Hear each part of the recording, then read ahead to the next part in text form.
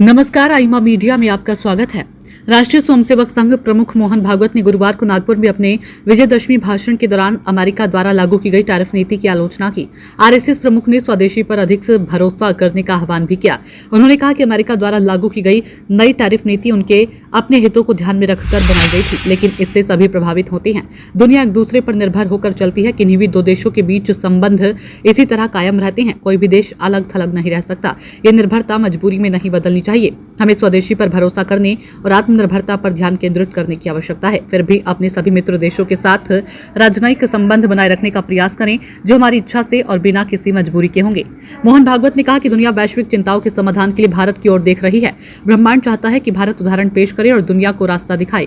मोहन भागवत ने भारत की अनूठी विविधता पर भी प्रकाश डाला और कहा कि विविधता को भिन्नता में बदलने के प्रयास किए जा रहे हैं। उन्होंने कहा कि जब भी कुछ विदेशी विचारधाराएं भारत आई, हमने उन्हें अपना माना। हम दुनिया की विविधता को स्वीकार करते हैं। हमारे देश में इस विविधता को भिन्नता में बदलने के प्रयास किए जा रहे हैं। सभी को यह सुनिश्चित करना चाहिए कि हमारे शब्दों से किसी भी आस्था या विश्वास का अपमान या अपमान न हो। भागवत ने कहा कि जब समाज में विविध मान्यता वाले कई लोग एक साथ रहते हैं तो समय समय पर कुछ शोर और अराजकता हो सकती है।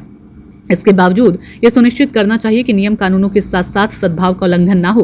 कानून को अपने हाथ में लेना, सड़कों पर उतरना और हिंसा और गुंडागर्दी का सहारा लेना सही नहीं है।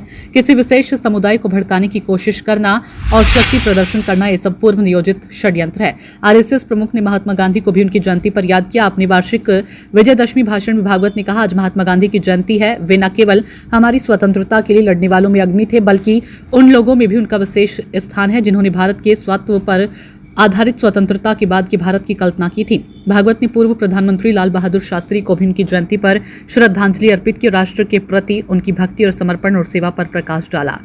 उन्होंने कहा कि आज पूर्व प्रधानमंत्री स्वर्गीय लाल बहादुर शास्त्री की भी जयंती है, जो सादगी, विनम्रता, सत्यनिष्ठा और दृढ़ संकल्प के प्रतीक थे और जिन्होंने राष्ट्र के लिए अपना जीवन बलिदान कर दिया। भागवत ने आगे कहा कि वे हमारे लिए राष्ट्र के प्रति समर्पण और सेवा के अनुकरणीय प्रतीक हैं।